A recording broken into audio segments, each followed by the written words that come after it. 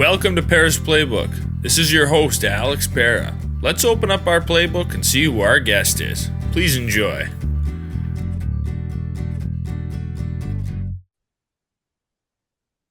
Welcome to episode 200 of Pera's Playbook. Today we're joined by David Carey. He's a professional golfer he's golfed PGA events, he's golfed European Tour events, he's golfed all over the world. He's known some places as Mr. 57. We'll talk about that later in the episode. But we're happy to have David here on the podcast. How's it going today?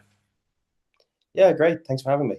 Yeah, I appreciate it. Love having golfers on the podcast. I've become obsessed with golf in the past couple of years. When I was a kid, I wanted nothing to do with golf. My parents, "Oh, do you want to take lessons?" I could care less. And then I started watching golf as I got older. Got some starter clubs, started playing, and then just became obsessed with it. It's like you get one good shot in a round, and you have to go back and see if you can get two shots. And you get that first birdie, you're like, holy crap, you feel awesome. And it's just an addicting game. I think that's one of the great things is that it doesn't matter what level you're at, there's always those different milestones and firsts and different achievements along the way. So I'm glad you're enjoying it anyway. I hope it's not going to become too bad of an addiction. I have some friends that it can really it can really take up a lot of your time. Yeah. It's also an expensive sport. Well, most sports and hobbies are are you into skiing? Really expensive. Buy skis. Are you into golfing? Expensive. Snowboarding? Expensive. Fishing? That can be expensive. They can all be expensive. Especially over your side of the pond. Golf is I mean, it's not cheap over here, but it's cheaper. Yeah. Yeah. Well, when did you start golfing? How old were you and how did you get into golf?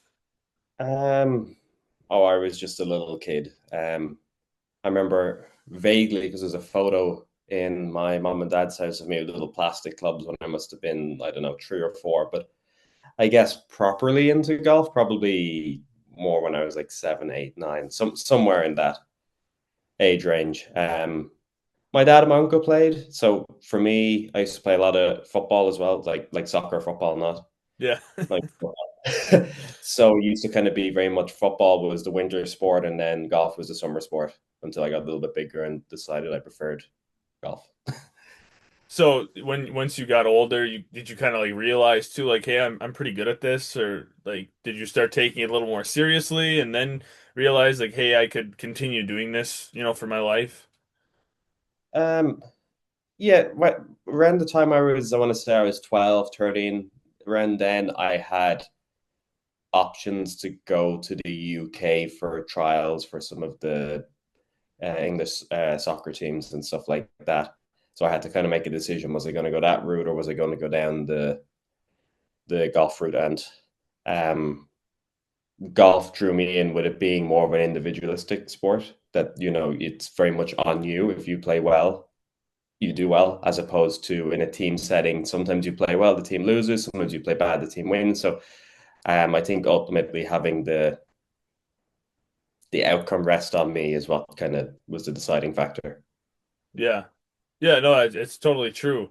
All team sports, you see it all the time. There's really good players on really bad teams, and Mhm. they're gonna lose. But sports like track and golf, right? There's a handful of those individual sports out there. It's really all on you. If you have a good day, if you have a bad day, there's nobody you can blame but yourself, and Mhm. you can go home and work on stuff. And Exactly. It's a pro and a con.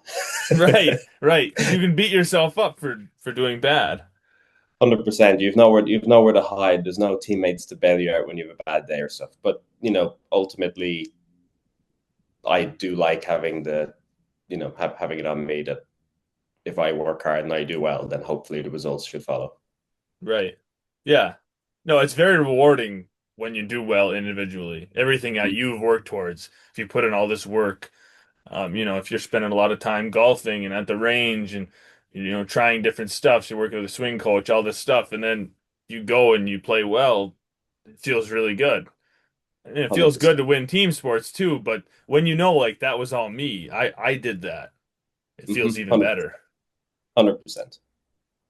Do you have a favorite golfer growing up? Somebody that you like to watch? So my all-time golfing, I guess, idol would be Mr. Ben Hogan. So we're going back quite a ways there. Of maybe the more modern era when I was growing up, I used to always like watching Phil.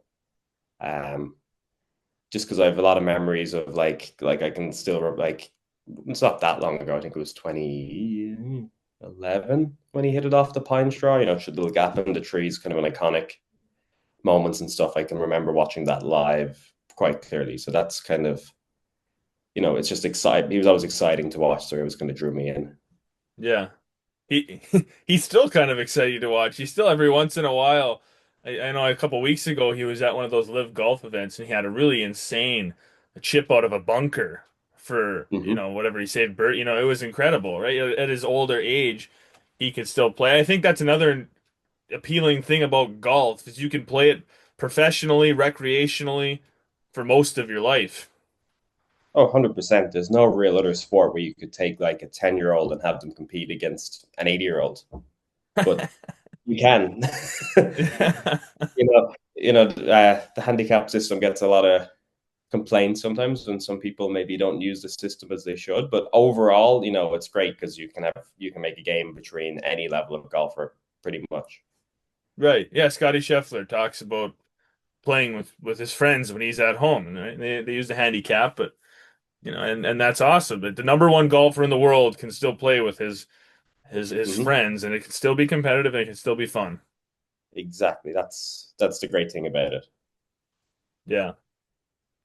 Well, let's talk about a few of your kind of golf accomplishments, things that you've done. Let's start with the Mr. 57 because I mean that's just an impressive feat. Anyone who knows anything about golf um, knows that to shoot that low of a round, a single round, like most people, right? If you shoot 5 under, it's like, hey, that's a great day. You shoot 6, 7 under, and that's wow, awesome day.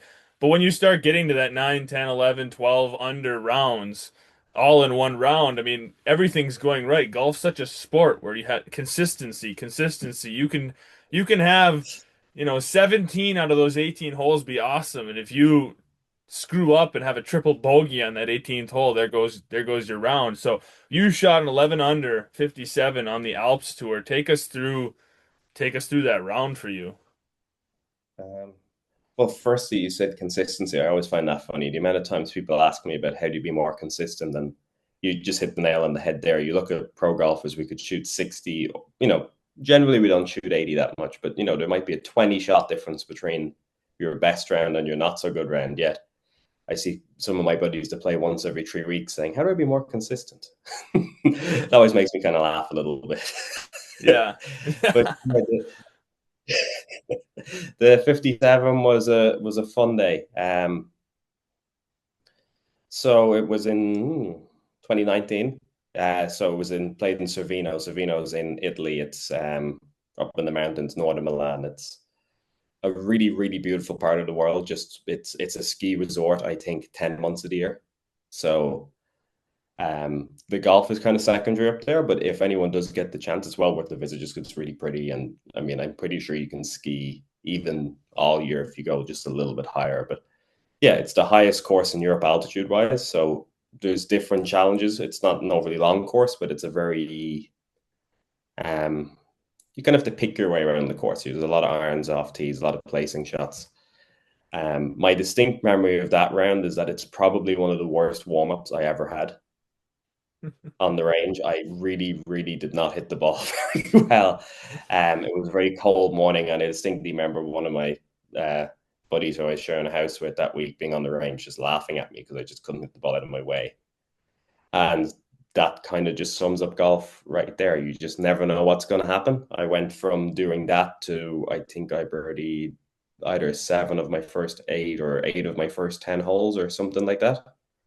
Um, yeah, and you know, I distinctly remember the point in the round where I went, if I par in, that's 59, because I'd never shot 59 before at that point, or broken 60. I still haven't shot 59, but I have broke 60 twice. But um, yeah, from that point on, I ended up making a couple more birdies. The joke I always say is that I actually missed from about 10 feet on my 17th and from about 7 or 8 feet on my last hole. So it could have been a 55.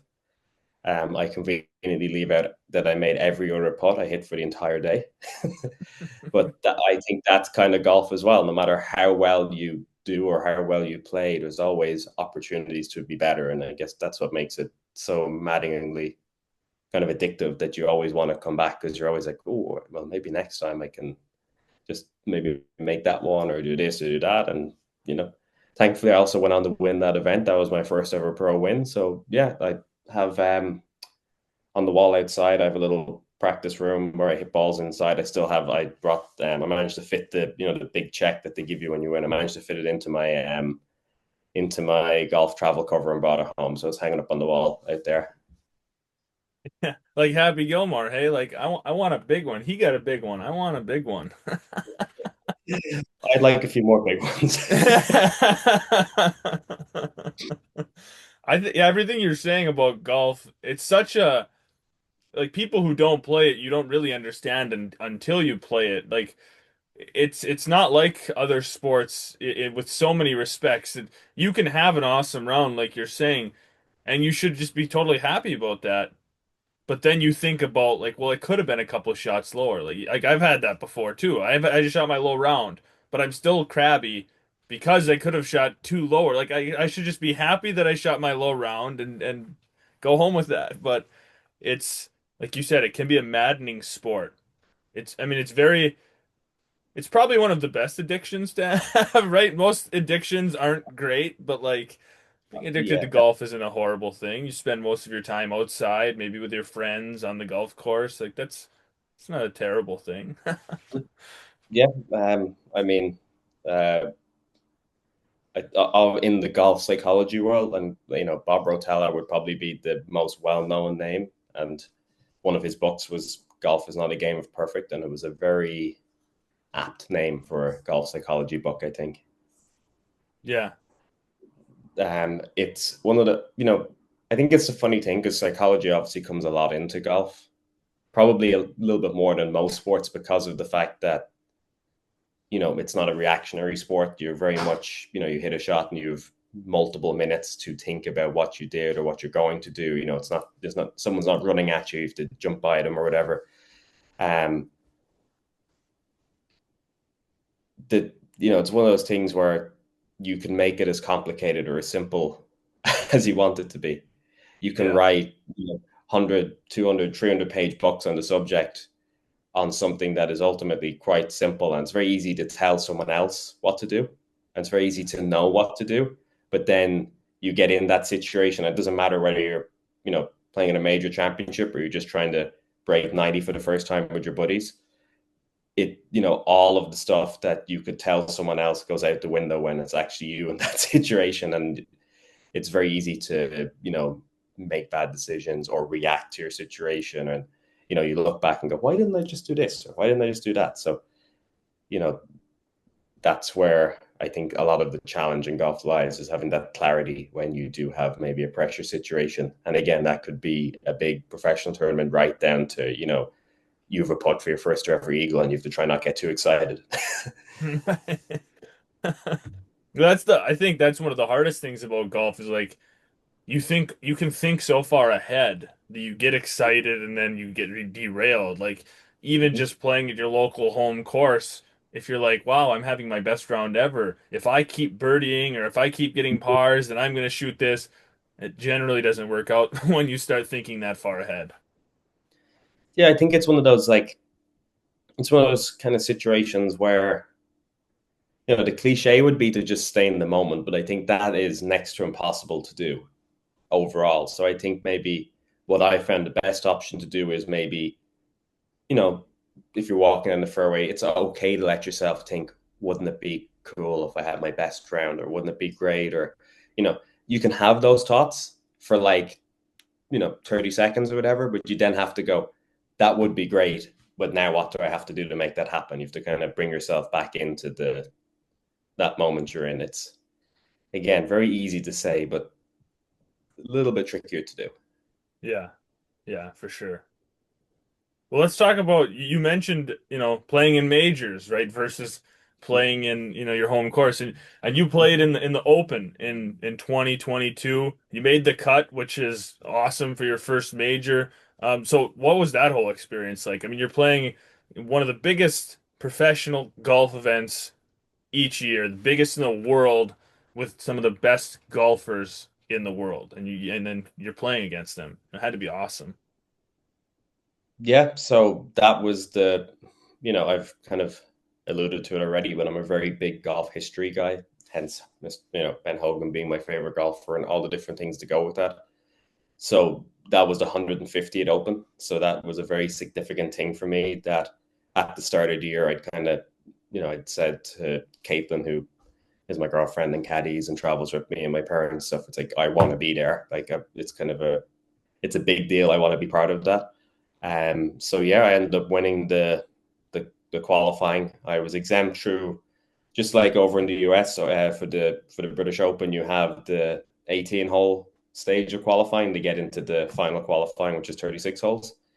That was probably the worst weather I've played golf in as a pro. It just was just torrential rain and wind for, I don't know, how long did it take us? 9 hours to play 2 rounds, whatever it was. But it was just the most miserable, horrible day. But somehow I put together a round of 68 and a round of 69 and ended up winning by four. And yeah, that was good enough to earn me my spot. And then, that was about 2 weeks before the Open. And all of a sudden you're kind of just, gearing up, trying to get ready, trying to getting the right, you know, there's a lot of challenges to go around playing in a major that are not golf related, like just trying to find accommodation for the week that isn't going to cost you your whole bank balance and stuff. So,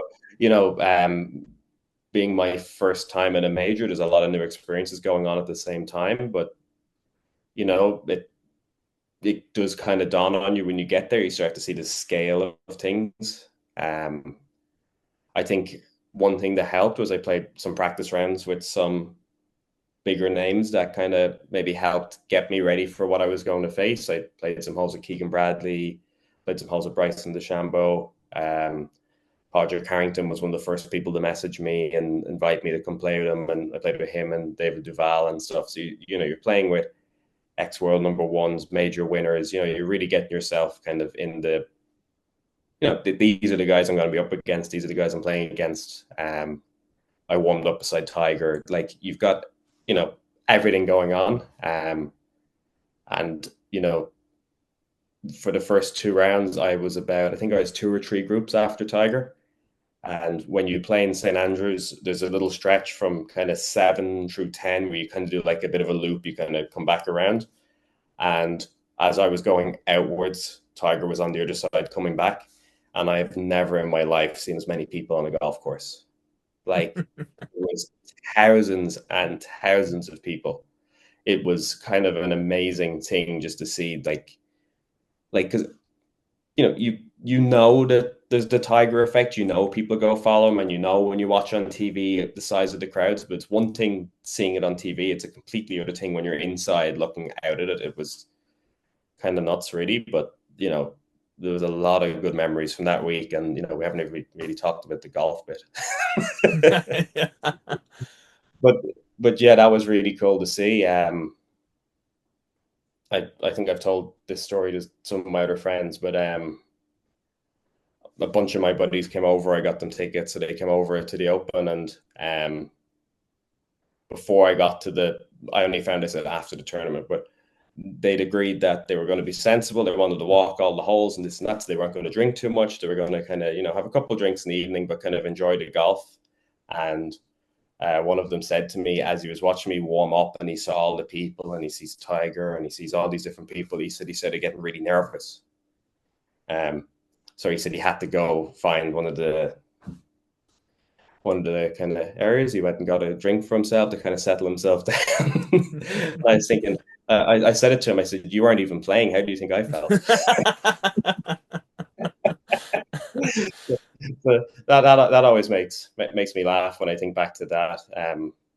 The first hole at the Open, it's kind of an iconic double fairway of 18 coming back up into the old town, and it's a big wide hole. The course was baked. We'd had warmer, hotter weather than I've ever seen in Scotland, and everything was white and kind of browned out. And in my head, I thought, like, if you hook it, it's going to run down the fairway. If you tin it, it's going to run down the fairway. If you make contact at all, it's going to go down the fairway. And then the little voice in my head said, just don't shank it into that grandstand right in front of you. And these are the weird thoughts you get when you're playing golf, that they're like, as a golfer, I never hit shanks. I miss it on the toe. I hit it in the middle or hit on the toe. I have no business in any way having that thought pop in my head. It has no basis in reality, but you know, that's what happens when you get in a pressure situation. Weird things happen, but thankfully I managed to get it out in front of me somewhere, and I hit my second shot into about 12 inches, tapped in for birdie, and then again that little voice in your head went, "We do remember how to play golf. We're going to be okay." And then I was fine. Then I settled right down and was kind of ready to go play. Yeah, sometimes in those whatever you're doing, those big, huge pressure moments, like you have to hit the first couple shots to get those thoughts out of your head. I mean, whatever sport it is, and even if you're a professional, like you're talking about, I've talked to other people, like kickers who play American football. They'll say like, yeah, I get really nervous once I kick my first ball. It's gone. I mean, human nature, right? Our anxiety goes up. It starts sounding the alarms. Like there's people everywhere. They're all watching you. This is a big, right? There's so much pressure, but once if it's something that you do all the time, once it's kind of like riding a bike. Obviously, you know exactly what you're doing. Once you get on that bike and you start going, you're good. Yeah, 100%. I think, it like you said, once you get into that moment and you actually start doing it, you kind of, all the hours of practice, everything comes back. That, I mean, that's what all the practice is for ultimately. If you don't feel a little bit nervous or a little bit excited by the situation you're in, then, you know if the first tee at the Open didn't make me excited or whatever, then I probably should be going and doing something else, because it doesn't get really any bigger than that. So, you just have to kind of accept that this is what I'm working for. This is what I'm here for. And, sometimes it'll go well. That one went pretty okay. Sometimes it doesn't go so well, but you just have to kind of keep going with it. You know, I think in all professional sports, persistence is probably the biggest thing of all. This no one has good days all the time. It's the ability to kind of, you know, get back on the horse and get practicing again and get working again and getting ready for the next opportunity is probably what separates, the top guys from maybe some of the others. Yeah, I think like if you look at Rory's year this year, he's kind of a perfect example of like doesn't matter, you can be on the top, right? Completes the Grand Slam and then proceeds to have some of the worst weeks of golf he's had in a long time. Terrible finishes at major championships and other weeks. I mean, it's such an up and down game. You can be on the top of your game and there's so much other stuff going around, right? I just completed this thing I've been fighting for 10 years and like my game should take off right now, but it's not that simple. Yeah, I think that it's very understandable when you've worked, like you said, like 10 years towards one goal to then achieve it. It's probably not surprising that things maybe go a little Yeah, bit haywire for a couple of weeks after that, because like, you can tell by the way he approached things that his whole life was based around winning the Masters for the last 10 years. And when you actually achieve that, I'm sure there was a little bit of him kind of going, well, now what do I do? What's right. next? You take And your it foot probably off just, the gas. yeah, I mean, it's probably not like, I'm sure he's practicing and doing all the other things, but I'm sure it's just like the mental energy and stuff. Like, there's definitely got to be, you know, I think it's one of the toughest things in sports, particularly the way schedules have gone across all sports. There's more tournaments, there's more matches, whether it be in football, there's more of everything. Is kind of like, it's hard to have the time to even let yourself enjoy when you win. I know Scotty Scheffler was kind of talking about that a couple of weeks ago, about like, you win, and it became kind of, I think they kind of clipped it down a bit, but he said, you get enjoyment for a couple of minutes. And but I could kind of get where he's coming from, in that, you win a tournament this week. odds are you're probably going straight back to the hotel to pack your suitcase to get on a plane to fly somewhere else to get, you're kind of straight into next week. So I think, and it's only natural at times that maybe you need to step back and actually say, well done to yourself and to enjoy that and maybe not be so focused on results for a couple of weeks to then come back refreshed and ready to go again because nobody's capable of being at 100% 52 weeks of the year. It just doesn't Oh yeah. work. So like I think it's definitely challenging in a golf aspect where you set your schedule. Like I know there's certain tournaments everyone's going to try playing stuff, but it's very easy to get yourself into, and it can work if you're playing badly or playing well. You miss 5 cuts in a row and you feel like, well, I can't take a week off now. I'm looking at the money list and I need to finish the next spot and this and that. But sometimes you actually need to take that step away and just mentally recharge, even if physically you're ready to go. That the adrenaline and everything that goes into competing, it can just kind of wear you out sometimes. Where you actually like you get home and you go to bed and you just don't wake up for you know you wake up 30 and 14 hours later where you just say, wow, that was like I just passed out basically. Right. And that's your body, I guess, basically going, we've just been so strung up and so on the go that we actually just needed the chance to step back and just kind of recharge the batteries a little bit and come back ready to go again.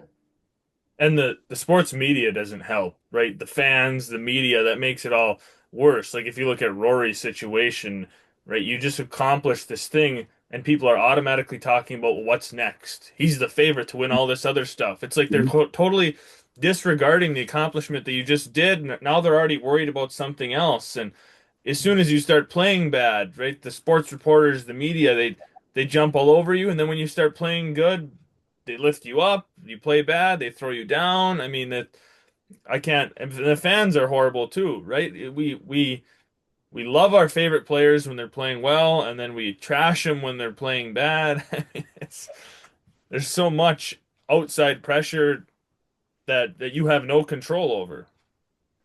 Yeah, I mean, there's two sides to it in that, like, I think firstly, as any professional athlete, you have to remember that if there is no fans, you don't have a job. So you have to be incredibly grateful for the situation that you're in, that you get to do something you love and it is your job.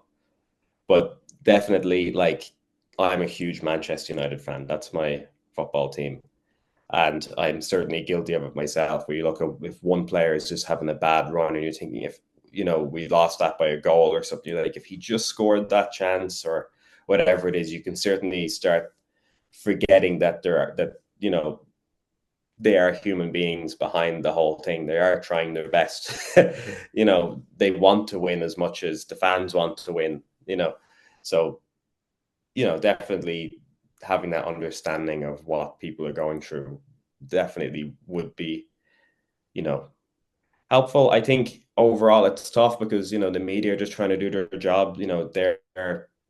Particularly the way things have gone now, there's so much less written media that everything relies on clicks. So naturally, the headlines are going to look for stuff that gets the most clicks and the most people going there. So you can see by the way it's gone that different players and different sports people, they're a lot less candid than they used to be because they're afraid of saying the wrong thing. That'll be the headline. Will it be in the context that it was said in and stuff? So there's an off. We could spend a long time talking about how that all affects it. But at the end of the day, um, you know, again, as a sports person, ultimately you're an entertainer that is reliant on advertising and stuff. So I think you kind of have to just accept the good with the bad. And overall, if articles are being written about you and people are talking about you, it's probably a good thing for your brand overall, provided you haven't done something a little bit silly.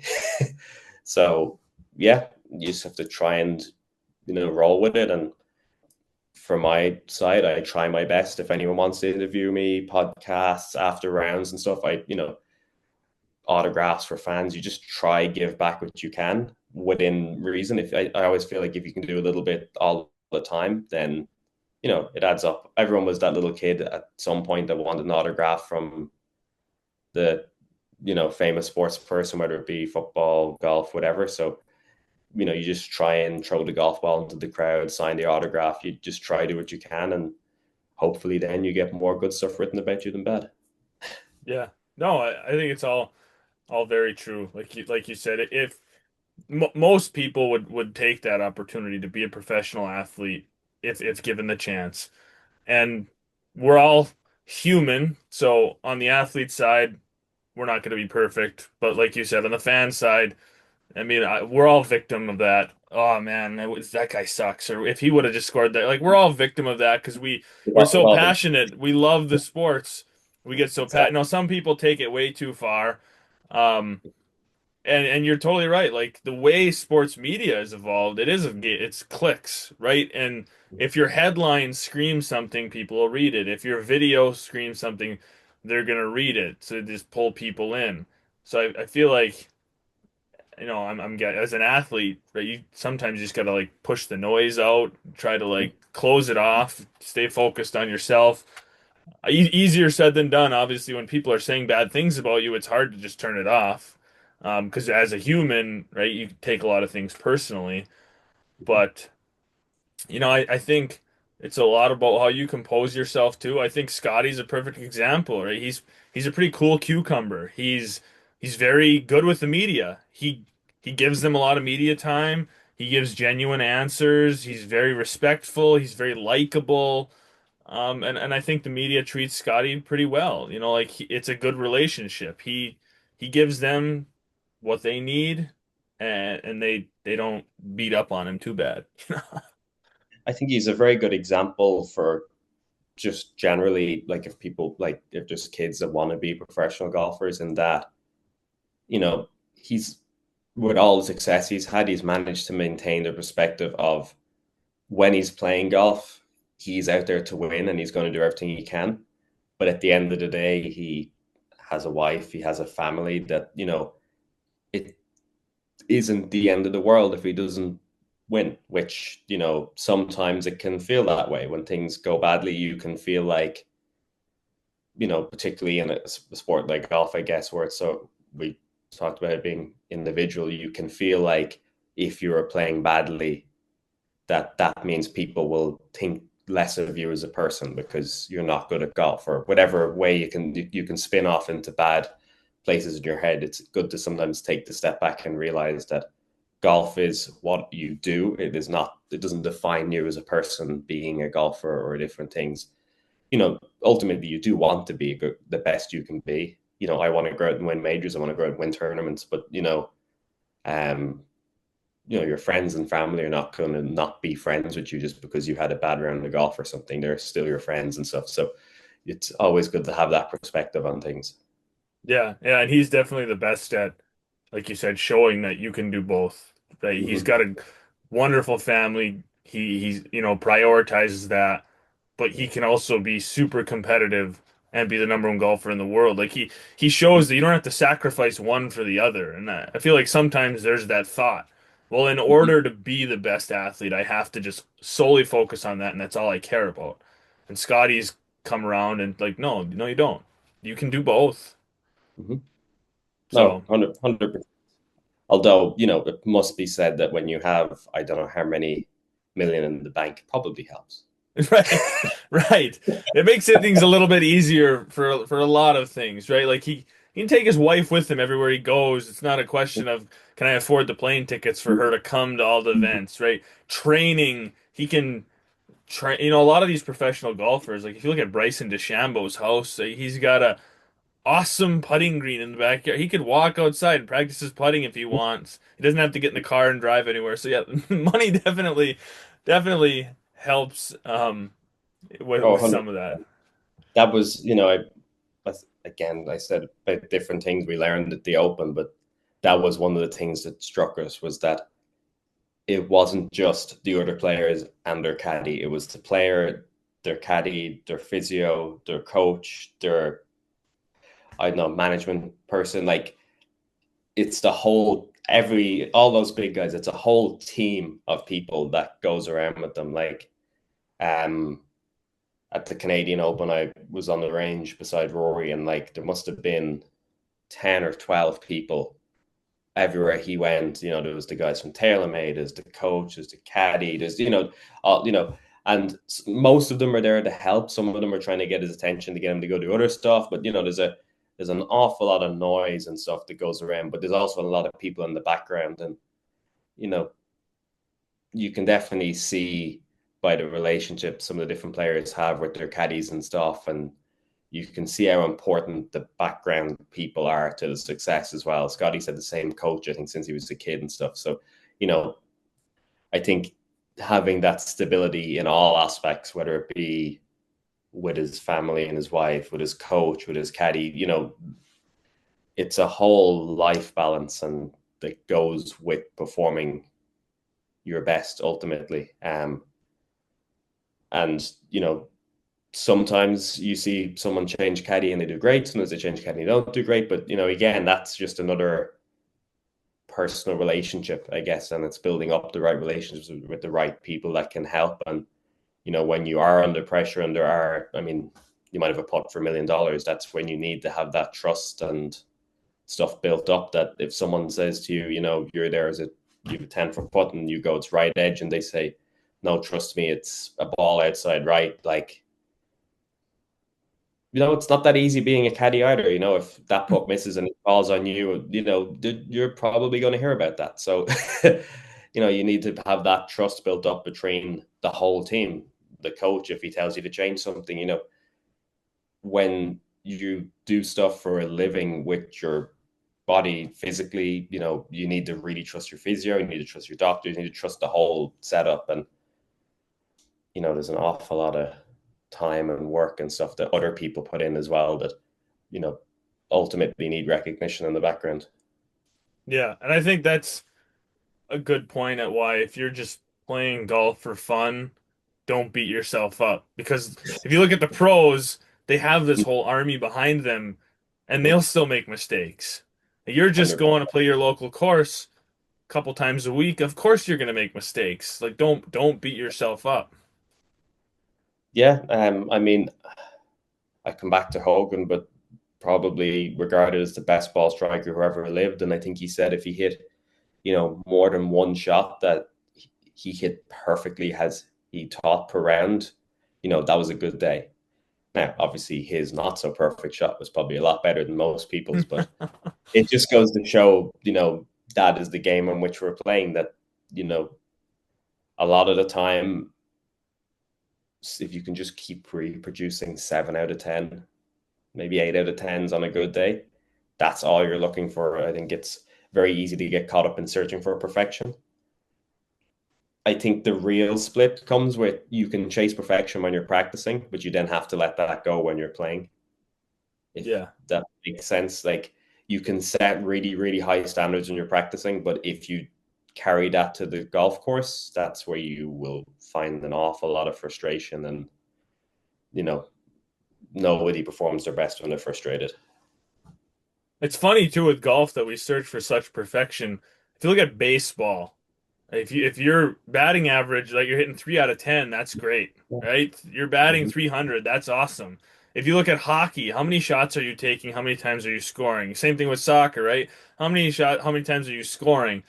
The average the percentages are way low, and that's success. But we look at golf and we want absolute perfection, right? It's like I think probably the better number to look at in golf is the fact that, like, if you were to win 10% of the tournaments you entered on tour, you're going to be in the Hall of Fame and one of the best ever. yeah. Like 10% would be like you've had the best career ever. So, you know, like, can you imagine like a baseball team winning 10% of their games? They'd be the worst team that ever played the game ever. So, it's a weird sport in that winning isn't really winning. Winning is really controlling your own game. And, maybe some weeks on a course that doesn't suit you, winning is coming 10th or whatever it is, but you can have to control your own things. It's funny you mentioned baseball. Caitlin is a big Yankees fan, so I'm now a Yankees fan too. But we have watched some baseball, and as a complete, kind of newbie to baseball, I do watch them. I'm like, why can't he just hit it?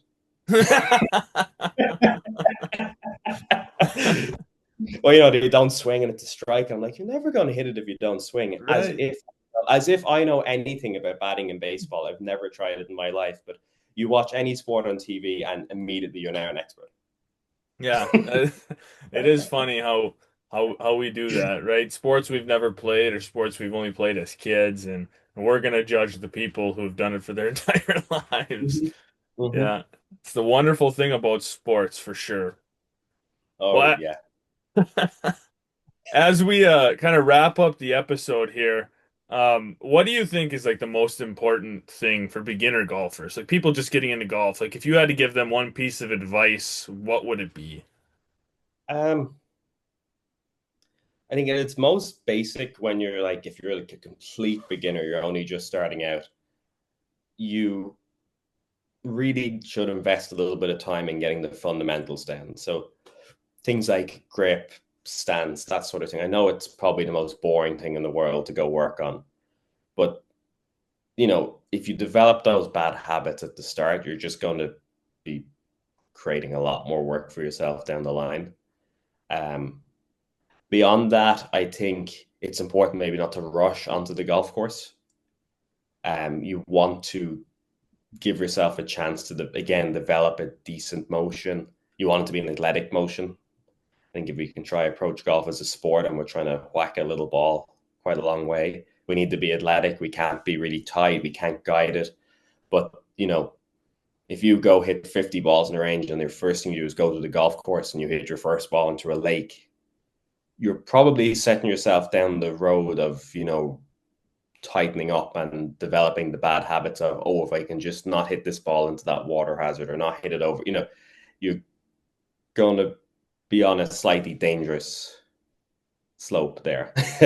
Whereas if you do put in a little bit of effort to, you know, go find a decent teacher, go get the stuff right at the start, maybe spend a couple of weeks on the range or more, learning all the basics, getting yourself to a point where you're like you don't have to be really, really advanced training, but that you feel like, you know what, I can hit a ball 150 yards in the air fairly straight. Maybe I don't hit a driver yet. Maybe I just play with a 6 iron or something, but now you can go play with your buddies because you don't, you know, I think some people sometimes get a little bit embarrassed or a little bit, they feel under pressure because other people are better than them or stuff. But like, we're all so focused on our own games. We couldn't really care less what anyone else is doing at the end of the day.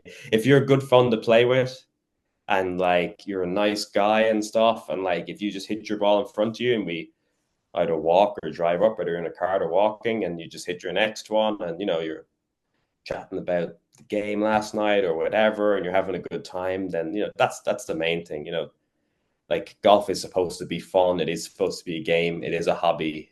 It's easy to sometimes forget that, like, when you're out there at the weekends, maybe you work a 9 to 5 job Monday to Friday, like this is your time off. This is what you should be enjoying doing. Find some friends you like playing with. Just enjoy it.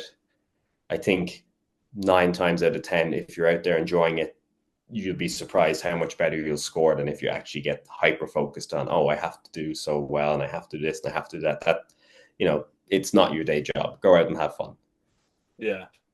No, I think that's a good point. I think we all need to be reminded of it, as simple as it is.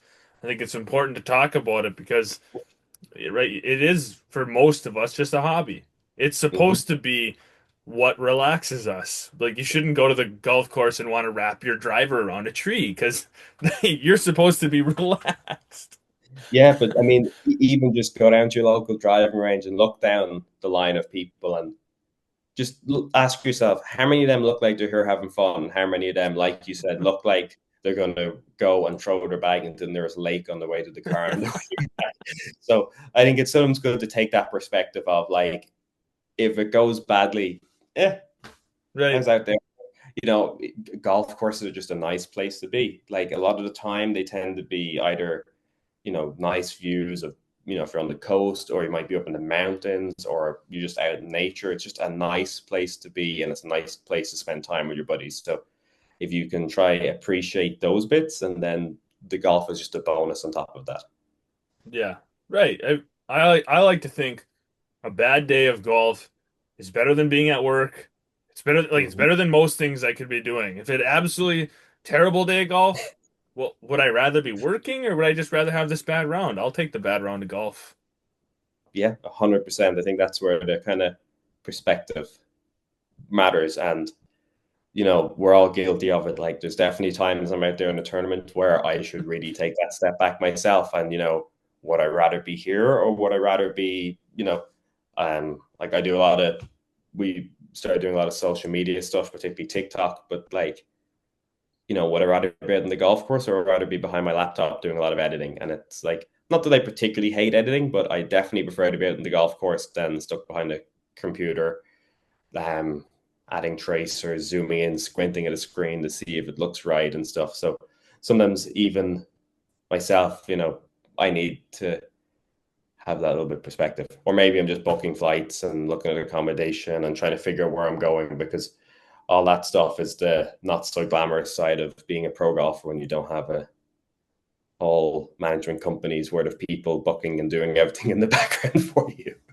Yeah. Oh yeah, we're all victims of it, right? Like you can say, yeah, I don't get worked up, but as a human, it's always going to happen. It's something that you just always got to be working on, always got to be thinking about. Like you can go out and 4 out of 5 times you might be like, okay, I'm calm and relaxed and it's okay. But then that fifth time, you're going to be like, I hate this game. And it's just as a human, it just naturally it Mm-hmm. happens. And it depends. And maybe you're having a bad day, you're high stress, something else happened, Mm-hmm. right? It might not just be golf. It could be I strode up here stressed, trying to relax, but then I hit a bad shot and I got more stressed. I think the other thing is if you do hit a bad shot, and even if you do have a slightly less than ideal reaction, to then not start beating yourself up because you then didn't react. You can also start off a new cycle of being mad at yourself for being mad, which is not helping anything either. So, yeah, I think if you're just like we've all done it. Like, can you imagine like the things you tend to say to yourself on the golf course if someone else said them to you? You'd go over and punch them. Right?